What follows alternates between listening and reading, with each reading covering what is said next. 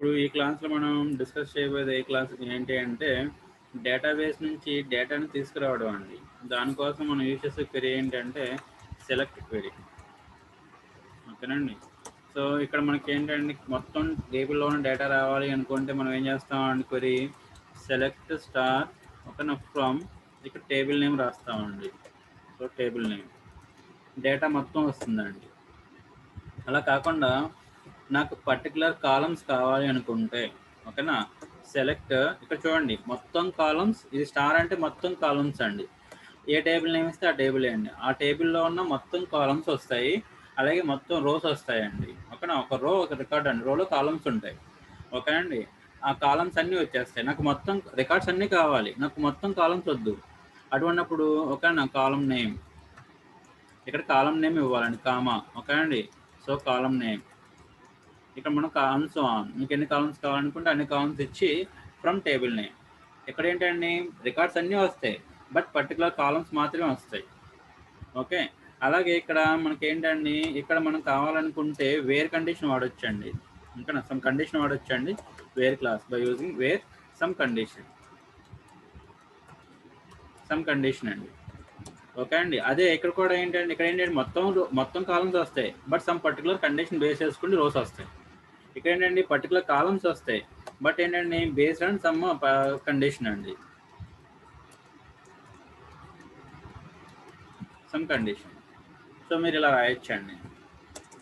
Okay. So దీనికి మనం పైథాన్లో ఏంటంటే ఇక్కడ మనం చూడండి క్వెరీ ఏంటండి సెలెక్ట్ ఓకేనా సెలెక్ట్ స్టార్ ఫ్రమ్ మనం క్రియేట్ చేసిన టేబుల్స్ ఏంటి MySQL. ఇక మనం ఏమంటున్నాం అండి root is the database password. Okay. Use ఏ డేటాబేస్ వాడుతున్నాం అండి PyDB. షో ఓకే అండి టేబుల్స్. ఇక్కడ మనకి రెండు టేబుల్స్ ఉన్నాయి, కస్టమర్ అండ్ ఎంప్లాయీ.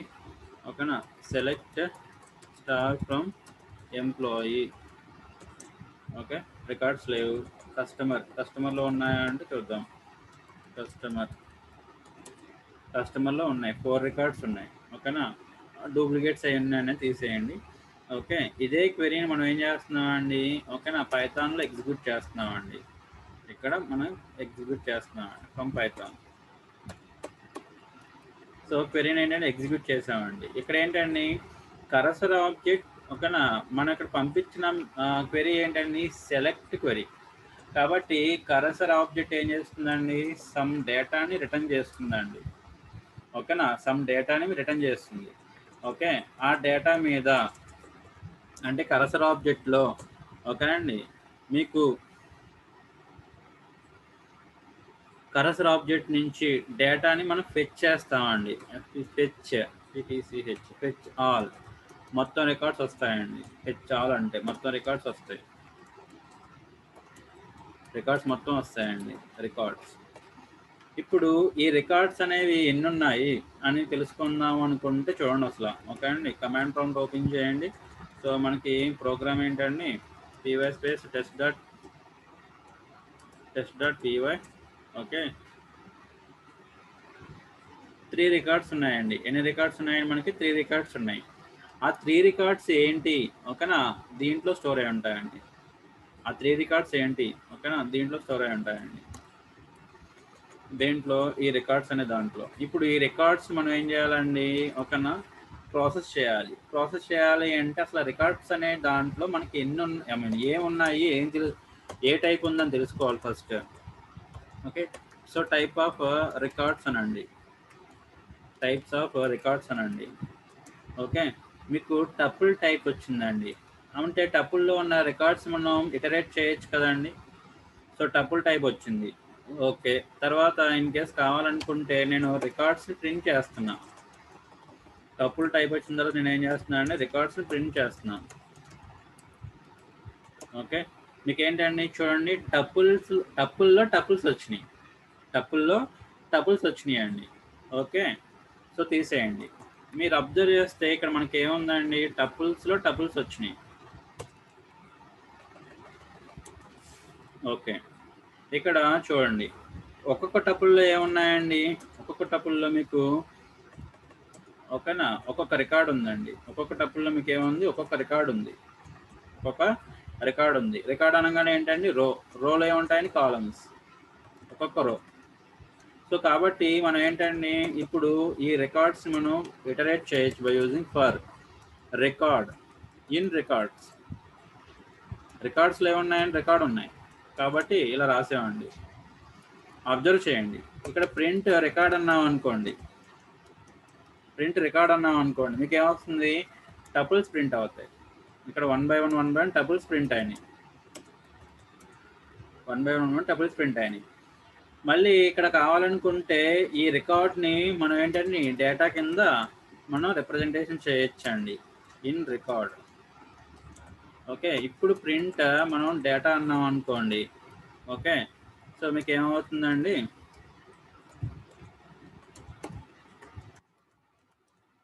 రికార్డ్ నీట్గా ప్రింట్ అవుతుందండి. ఇది యాక్చువల్గా ఏంటి అంటే టేబుల్లో ఉన్న డేటా అండి. ఓకే, టేబుల్లో ఉన్న డేటా. దీన్ని ఒకసారి కామెంట్లో పెట్టామనుకోండి, సో దీంట్లో కూడా కామెంట్లో పెట్టామనుకోండి. ఓకే, సో డేటా చూడండి మీకు ఎలా ప్రింట్ అయిందో, టేబుల్లో ఉన్న డేటా. ఓకే, దానికి కావాల్సిన విధంగా మీరు ఏంటండి డెకరేట్ చేసుకోవచ్చు అండి పైన. సో ప్రింట్, సో ఫస్ట్ ఏంటండి, ఎంప్లాయీ ఐడి, ఓకేనా, :/t. Okay, employee name /t, employee salary. Okay, so మీకు ఏమొచ్చిందండి, employee ID, employee name, employee salary. మరి దీంట్లో ఉన్నాయి కూడా మనం ఏం చేయాలండి ఇక్కడ, ఓకేనా, డేటా వచ్చింది కదా, ఇక్కడ మీరు ఏం చేయాలి, సెపరేటర్ అనేది యూజ్ చేసామనుకోండి, SCP = అని చెప్పేసి, SCP = అని చెప్పేసి మనం /t అన్నాం అనుకోండి. ఓకే, చూడండి మనకి ఏమొస్తుందండి, సెపరేటర్ /t పనిచేయలేదా,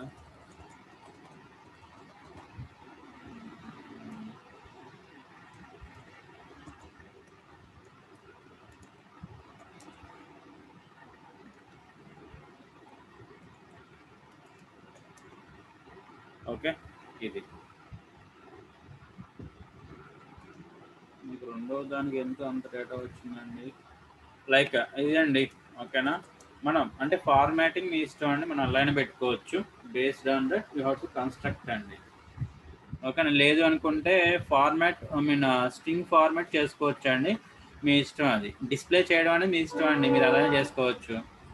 ఓకేనా, మనకేంటండి రికార్డ్, ఓకే, ఒక్కొక్క రికార్డు టపుల్ రూపంలో వస్తుందండి. మీరు దేని మీద అప్లై చేయాలండి, కరసర్ ఆబ్జెక్ట్, ఎందుకంటే దీంట్లో ఉంటుందండి డేటా అంతా కూడా. మనం ఎలా అన్నామండి, ఫెచ్ ఆల్ అన్నామండి, మొత్తం రికార్డ్స్ వచ్చేస్తాయండి. ఫెచ్ ఆల్ అంటే మీకు మొత్తం రికార్డ్స్ వచ్చేస్తాయి. నాకు ఒక రికార్డే కావాలి, ఓకేనా, ఒక రికార్డే కావాలి, లేకపోతే 5 రికార్డ్స్ కావాలి, నాకు 5 రికార్డ్స్ కావాలి, ఫెచ్ మెనీ. 2 రికార్డ్స్ కావాలి, 1 రికార్డ్ కావాలి. 2 అన్నాం అనుకోండి, మీకు ఏమొస్తాయండి, 2 రికార్డ్స్ మాత్రమే వస్తాయి. 1 అన్నాం అనుకోండి, ఒక రికార్డ్ మాత్రమే వస్తుంది. ఓకేనండి, అలాగే ఇన్ కేస్ 5 అన్నాం అనుకోండి, 5 ఉంటే 5 వస్తాయి, లేకపోతే ఎన్ని ఉంటే ఎన్ని వస్తాయండి. ఫెచ్ మెనీ, మీకు ఎన్ని రికార్డ్స్ కావాలనుకుంటే అన్ని రికార్డ్స్ మీరు తీసుకురావచ్చండి. నాకు ఒక రికార్డే కావాలనుకుందాం కాసేపు, అప్పుడు ఏంటండి, ఫెచ్ 1, ఫెచ్ ONE1, ఫెచ్ 1. ఓకేనా, సో ఇక్కడ చూడండి ఫెచ్ 1 అంటే ఇక్కడ ఒకసారి దీన్ని ఒక చూద్దామండి. ఒకసారి రికార్డ్ అనేది టైప్ చూడండి, టపులే వస్తుంది, టైప్ మనకేం టపులే వస్తుంది. బట్ రికార్డ్ అనేది చూడండి, ఒక రికార్డ్ వస్తుందా, మల్టిపుల్ రికార్డ్స్ వస్తాయా, ఒక రికార్డే వస్తుందండి. ఒక రికార్డ్ అంటే ఒక టపులే వస్తుందండి. ఒక టపుల్ వచ్చినప్పుడు మనం సింగిల్ లూపే రాయాలి. ఓకేనా, లూప్లో లూప్ రాయకూడదు. ఎందుకనంటే మనం ఏం చేస్తున్నామండి, ఫస్ట్ లూపు టపుల్స్లో ఉన్న టపుల్స్ని ఎక్స్ట్రాక్ట్ చేయడానికి రాస్తున్నాం. సెకండ్ లూపు ఒక్కొక్క టపుల్లోంచి డేటాను ఎక్స్ట్రాక్ట్ చేస్తున్నాం. మనకి ఇక్కడ వచ్చింది ఏంటంటే సింగిల్ టపులే, కాబట్టి ఒక లూప్ సరిపోతుందండి. కాబట్టి డోంట్ డూ ఇట్ ఒక నెక్స్ట్ లూప్ అండి, ఇక్కడ సింగిల్ లూప్ సరిపోతుందండి. ఓకే, సింగిల్ లూప్ సరిపోతుంది. సరే, మరి ఇక్కడ ఎలా రాయాలి? ఓకే, సో ఇక్కడ మనం ఏమంటున్నామండి, రికార్డ్స్ అని అన్నాం కదా, పైన ఏముందండి, రికార్డ్స్ అని ఉంది. ఇక్కడ రికార్డే పెట్టుకోండి, మనకి రికార్డ్స్ ఎందుకు వస్తాయి? ఓకేనా, ఇక్కడ డేటా అనండి, సంథింగ్ మీ ఇష్టం ఏదైనా పెట్టుకోవచ్చు. ఓకే, ఇక్కడ ఏమంటున్నామండి, రికార్డ్ అనండి. ఓకే, డేటా ఓకే, తీసేయండి, రన్ చేయండి. నేమ్ రికార్డ్స్ ఈజ్ నా. ఓకే,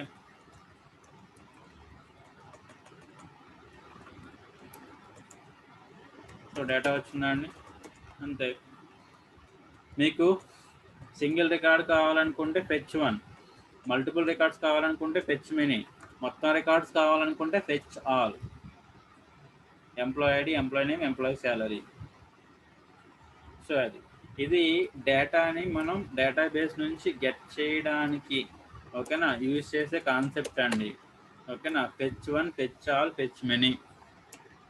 ఓకే, సో ఇదండి యాక్చువల్గా మనం డేటాబేస్ సైడ్ పెర్ఫామ్ చేసిన 4 ఆపరేషన్స్ అండి. ఆ 4 ఆపరేషన్స్ ఏంటండి, CRUD ఆపరేషన్స్ అన్నామండి. టేబుల్ క్రియేట్ చేసాం ఫస్ట్. ఓకే అండి, సో టేబుల్ క్రియేట్ చేసాం, తర్వాత డేటాని ఏం చేసామండి, ఇన్సర్ట్ చేసాం, తర్వాత డేటాని ఏం చేసామండి, అప్డేట్ చేసాం. ఓకేనా, తర్వాత డేటాని ఏం చేసామండి, డిలీట్ చేసాం. ఓకేనా, తర్వాత డేటా ఏం చేసామండి, సెలెక్ట్ చేసాం. ఓకే, ఇక్కడ create, okay, insert, update, delete, select. ఇక్కడ ఇన్సర్ట్, అప్డేట్, డిలీట్ ఈ 3 కూడా ఏంటంటే డేటా మ్యానిపులేషన్, డిఎంఎల్. ఓకేనా, కాబట్టి you have to perform commit operation. ఓకేనా, you have to explicitly commit the transaction. So ఇక్కడ ఏమవుతుందండి, ఇక్కడ మనకి ఏమవుతుందండి, ఎప్పుడైతే కనెక్షన్ ఓపెన్ అయ్యిందో సో ఆటోమేటిక్గా మీకు ఏమవుతుందండి, ట్రాన్సాక్షన్ ఓకేనా జరుగుతుందండి. ట్రాన్సాక్షన్ మీకు ఏమవుతుందండి, ఓపెన్ అవుతుంది. ఓపెన్ అయిన ట్రాన్సాక్షన్ మీరు ఏం చేయాలండి, కమిట్ చేయాలి. ఎప్పుడు, డేటా మ్యానిపులేషన్ చేసేటప్పుడు. ఓకే అండి, డిఎంఎల్. సో ఇన్సర్ట్ కానీ, అప్డేట్ కానీ, డిలీట్ కానీ చేసేటప్పుడు. క్రియేట్ అంటున్నారా, మనం ఏంటండి, టేబుల్ని ఆ డేటాబేస్ని, ఇక్కడ ఏంటండి ఐదర్ టేబుల్ని కావాలనుకుంటే డేటాబేస్ని. ఓకే, ఇక్కడ మీరు అబ్జర్వ్ చేయాల్సింది ఏంటంటే MySQL ఓకేనా, ఇట్ కంటైన్స్ లాజికల్ డేటాబేసెస్ అండి. సో లాజికల్ డేటాబేస్లో మీరు ఏదో ఒక డేటాబేస్ని సెలెక్ట్ చేసుకోవాలి. షో డేటాబేసెస్ అన్నాం అనుకోండి, మీకు ఏంటండి మల్టిపుల్ డేటాబేస్లు ఉంటాయి. ఆ డేటాబేస్లోంచి మీకు కావాల్సిన డేటాబేస్ తీసుకోవాలి. మనం ఏమన్నామండి, యూజ్ PyDB అన్నాం. Okay, PyDB. ఈ డేటాబేస్లో మనం ఏంటంటే టేబుల్స్ క్రియేట్ చేసామండి. షో టేబుల్స్ అన్నాం. సో టేబుల్స్ ఏమి ఉన్నాయి, so create table, table name, table create చేసుకోవచ్చు అండి. డేటాబేస్ని క్రియేట్ చేసుకోవచ్చు, క్రియేట్ చేసిన టేబుల్ని డ్రాప్ చేసుకోవచ్చు అండి. ఓకే, ఇలాగా ఇన్సర్ట్, అప్డేట్, డిలీట్ అండి. ఓకే, టేబుల్లో ఉన్న డేటాని మనం మ్యానిపులేట్ చేయడం. సెలెక్ట్ మీన్స్ తీసుకురావడం అండి. అలాగే ఇక్కడ మనం ఏమన్నామండి, సెలెక్ట్ కొరి మనం బేస్డ్ ఆన్ సమ్ కండిషన్ అన్నాం కదా, ఇక్కడ కండిషన్ మనం ఏం రాయలేదండి. ఓకేనా, మొత్తం వచ్చేసినాయి. నాకు ఇక్కడ మొత్తం వద్దు, కాలం నేమ్స్ ఏమున్నాయండి, డిఎస్సి ఓకేనా, ఎంప్లాయీ అన్నాం అనుకోండి, ఈఐడి, ఈ నేమ్, కాలం నేమ్స్ మనకు కావాలి. ఈఐడి, ఈ నేమ్ ఎందుకనంటే పర్టికులర్ కాలమ్స్ మాత్రమే నాకు కావాలి. ఈఐడి ఓకే అండి, లేకపోతే ఈ నేమ్, ఓన్లీ ఈ నేమ్సే కావాలి. ఓకేనా, ఫ్రమ్ కస్టమర్ కదా. ఓకేనా, DESC customer means description of the table అండి. డిఈఎస్సి అంటే ఏం లేదండి, description of the table. A table అండి, కస్టమర్. అంటే ఆ కాలంలో ఆ టేబుల్లో ఏ కాలమ్స్ ఉన్నాయి, కాలం టైప్స్ ఏంటి, ఓకేనా, ఏమన్నా ప్రైమరీ కీస్ ఏమైనా ఉన్నాయా సంథింగ్ చూపిస్తుందండి. Customer ID, customer name, customer address, నాకు ఈ రెండే కావాలి. ID, name. ఓకేనా, కాలం నేమ్స్ ఏంటండి, CUST_ID CUST_ ఓకే అండి, నేమ్ ఫ్రమ్ కస్టమర్. ఓకే, నాకు ఆ రెండు కాలమ్స్ వస్తాయి. ఓకే, ఇక్కడ చూడండి, సారీ ఇది కాదు కదా, ఇక్కడ చూడండి నాకేమొచ్చినాయండి, ఒక నిమిషం, సేవ్ చేయలేదండి, ఇప్పుడు సేవ్ చేసా. మనకేమొచ్చినాయి, ఎంప్లాయీ శాలరీ రాలా. ఓకే, ఎంప్లాయీ శాలరీ అనేది రాలేదండి, మనకు రెండు కాలమ్సే ఉన్నాయి. ఎంప్లాయీ శాలరీ నాకు రాలేదు, ఎంప్లాయీ నేమ్ మాత్రమే వచ్చిందండి. ఎంప్లాయీ ఐడి, ఎంప్లాయీ నేమ్ మాత్రమే వచ్చింది. సో అది ఎందుకంటే పర్టికులర్ కాలమ్స్ రావాలని చెప్పి నేను ఏం చేశానండి, ఒక నా స్టార్ తీసేసి కస్టమర్ ఐడి సంథింగ్ అని రాశానండి. Customer ID, customer name. జనరల్‌గా మనం ఏంటంటే టేబుల్‌లో చిన్న చిన్న కాలమ్సే తీసుకున్నామండి. ఐ మీన్ చిన్న చిన్నయే తీసుకున్నాం. అంటే 3 కాలమ్సే తీసుకున్నాం. పెద్దయేం తీసుకోలేదు. ఓకేనా? మీరు కావాలనుకుంటే ట్రై చేయండి. Multiple columns. ఒక కస్టమర్ తీసుకుంటే కస్టమర్‌కి ఏమేం ప్రాపర్టీస్ ఉంటాయి. ఎంప్లాయీ తీసుకుంటే ఎంప్లాయ్‌కి ఏమేం ప్రాపర్టీస్ ఉంటాయి. ఓకే. మీకు టేబుల్స్ ఒకవేళ మీకు కావాలి అనుకుంటే ఓకేనా? డేటా కూడా మీకు కావాలి అనుకుంటే ఒక సైట్ ఉందండి. w3schools.comలో మీకు ఎస్‌క్యూఎల్ టేబుల్స్ వస్తాయి. w3 స్కూల్స్‌లో ఓకే అండి. ఎస్‌క్యూఎల్ అనండి. ఇక్కడ టేబుల్స్ డేటా కూడా వస్తుందండి. కాబట్టి మీరు డేటా కూడా ఆటోమేటిక్‌గా ఎక్స్‌పోర్ట్ చేసుకోవచ్చు. అది ప్రాక్టీస్ చేసుకోవచ్చు.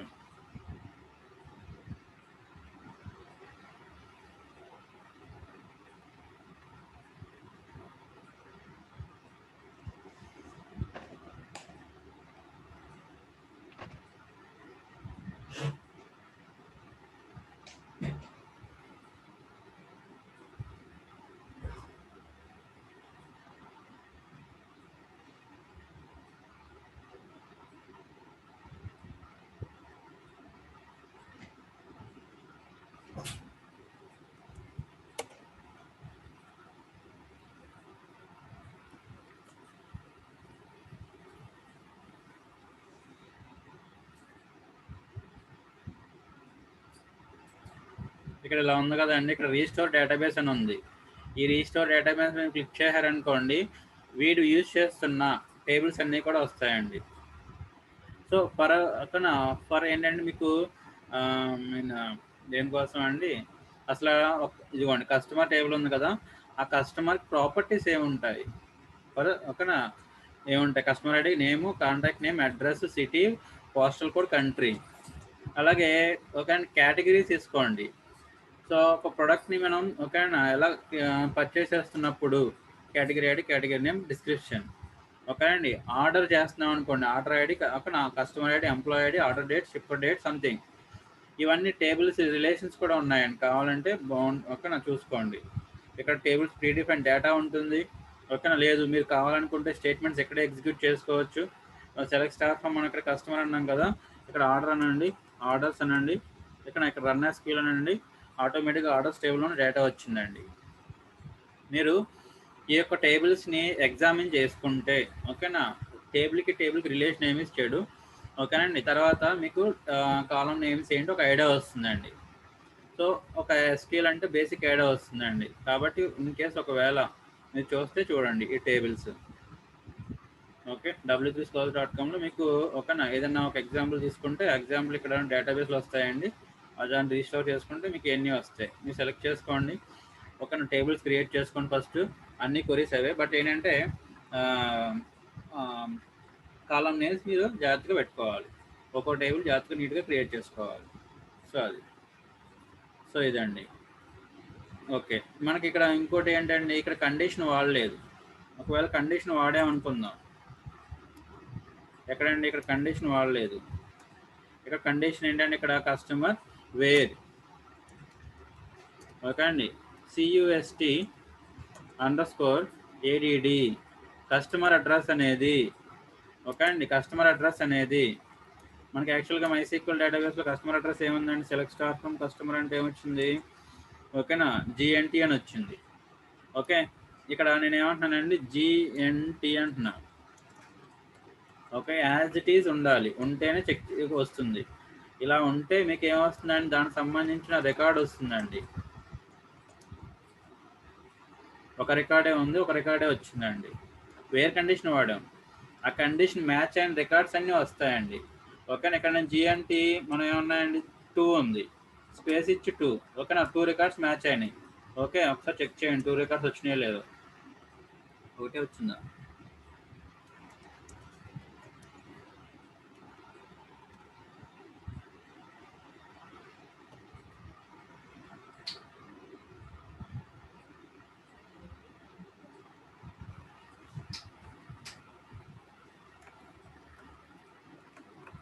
ఒక నిమిషం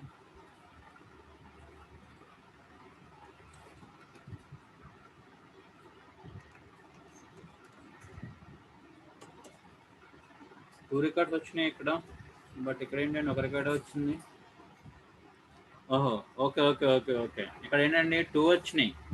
బట్ మనం ఏమంటున్నామండి ఇక్కడ మనం చూడండి చిన్న మిస్టేక్ కాదు. ఫెచ్ 1 అన్నాం. ఒకటే వస్తుంది. మ్యాచ్ అయినయి ఎన్నండి 2. బట్ మనం ఏంటంటే ఫెచ్ 1 అన్నాం. కాబట్టి మనకేంటంటే ఒక రికార్డే వస్తుంది. అది గుర్తుపెట్టుకోండి. ఫెచ్ మెనీ ఓకేనా. నేను ఫర్ ఎగ్జాంపుల్ 5 రికార్డ్స్ మ్యాచ్ అయిన దాంట్లో 5 రికార్డ్స్ తీసుకురమ్మంటున్నా. ఓకే అండి. బట్ 5 రికార్డ్స్ వస్తాయా అంటే ఇక్కడ చూడండి మళ్ళీ ఇక్కడ మార్చుకోవాలి. ఎందుకని ఇక్కడ ఒక రికార్డ్ వస్తే సింగిల్ ఫర్ లూప్ అండి. ఓకేనా. మల్టిపుల్ రికార్డ్స్ వస్తే గో ఫర్ నెస్టెడ్ లూప్ అండి. ఇక్కడ మళ్ళీ మార్చుకోవాలి జాగ్రత్తగా. ఓకే అండి. రికార్డ్స్ అంటున్నాం. మీరు కంపల్సరీ రికార్డ్స్ అనేది రావాలని లేదు. రికార్డ్స్ అంటున్నాం. ఇక్కడ ఏమంటున్నాం అండి రికార్డ్ ఓకేనా. ఇన్ రికార్డ్స్ అంటున్నాం జాగ్రత్తగా. ఓకేనా. అంత ఏమీ లేదు. ఫర్ ఓకేనా data in record okay. Okay అండి సింపుల్. సో చెక్ చేయండి. ఓకేనా. 2 రికార్డ్స్ వచ్చినాయి. బట్ మనం ఏమన్నామండి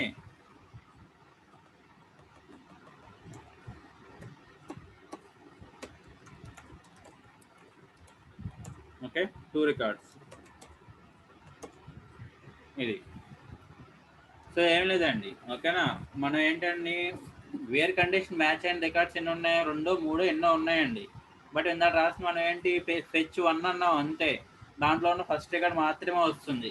ఇక మనం వేర్ కండిషన్ మ్యాచ్ అయిన అన్ని రికార్డ్స్ నాకు కావాలి లేకపోతే 5 రికార్డ్స్ కావాలి అనుకున్నప్పుడు మనం ఏమంటామంటే ఫెచ్ మెనీ కానీ ఫెచ్ ఆల్ కానీ వాడాలి. ఫెచ్ మెనీ అన్నాం 5 రికార్డ్స్ కావాలంటున్నాం. ఓకేనా. 5 రికార్డ్స్ అంటున్నాం కాబట్టి మనకి టపుల్స్ వస్తాయి. సో కాబట్టి మనం ఏంటంటే you can go for nested loop అండి. You can go for nested loop. So ఇదండి. ఓకేనా డేటాని మనం తీసుకురావటం.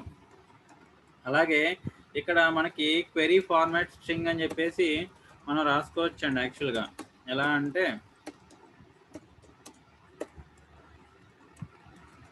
ఇక్కడ చూడండి మనం ఏమంటున్నామండి ఇక్కడ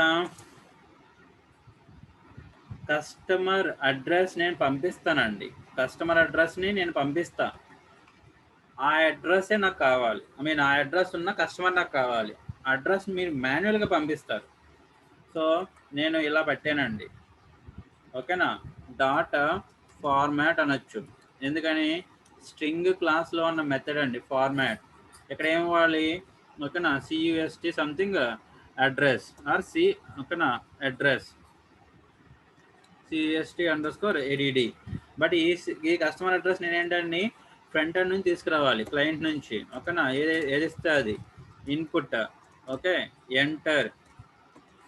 ఎంటర్ కస్టమర్ ఓకేనా అడ్రస్. నేను కస్టమర్ అడ్రస్ ఎంటర్ చేస్తున్నానండి. ఆ అడ్రస్తో ఉన్న రికార్డ్స్ నాకు కావాలని చెప్పి అంటున్నా. ఓకే.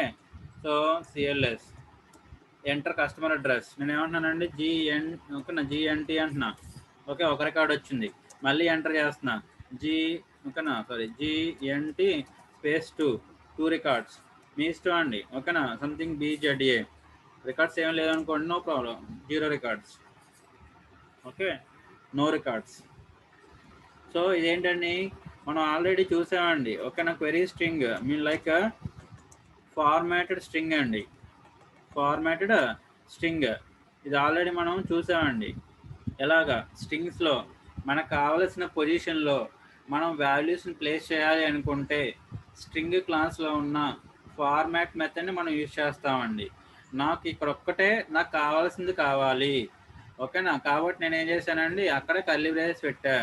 ఇక్కడ మనం ఏంటంటే ఈ ఫార్మాట్ మెథడ్లో ఫస్ట్ పారామీటర్ ఇచ్చాం కాబట్టి అది దాంట్లోకి వెళ్తుంది. ఓకే. ఇదేంటండి యూజర్ డిఫైన్. మీరు ఏ అడ్రస్ ఇస్తే ఆ అడ్రస్ సంబంధించిన కస్టమర్స్ ఉన్నారనుకోండి వస్తాయి, లేకపోతే లేదంతే. ఓకేనా. ఇలా కూడా మీరు రాయొచ్చండి.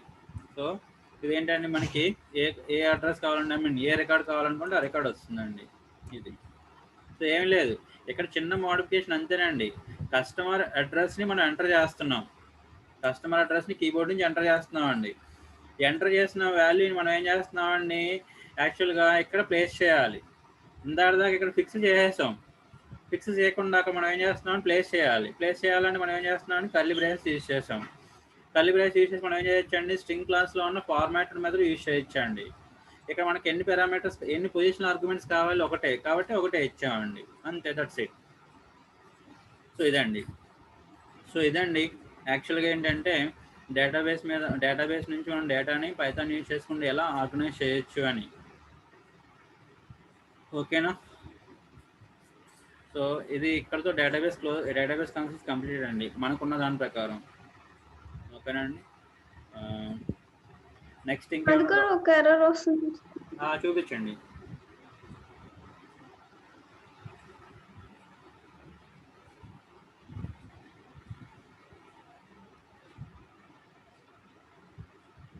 నాకు నెక్స్ట్ లైన్ లోనే ఎర్రర్ వచ్చింది, ఏం చేయాలి? Select star from execute query complete X. Madam insert into customer అన్నారు కదా, అక్కడ రాజ్ అని చూడండి, దాన్ని సింగిల్ కోట్స్ లో పెట్టాలి. క్యారెక్టర్ డేటా కదా, మీరు ఏంటండి క్యారెక్టర్ కానీ డేట్ కానీ మీరు సింగిల్ కోట్స్ లో పెట్టాలి డేటా SQL సైడ్. సో అది సెలెక్ట్, అదేంటండి ఇన్సర్ట్ క్వెరీ, అదెందుకు కిందది సెలెక్ట్, అది నేను సెలెక్ట్ చేస్తున్నాను.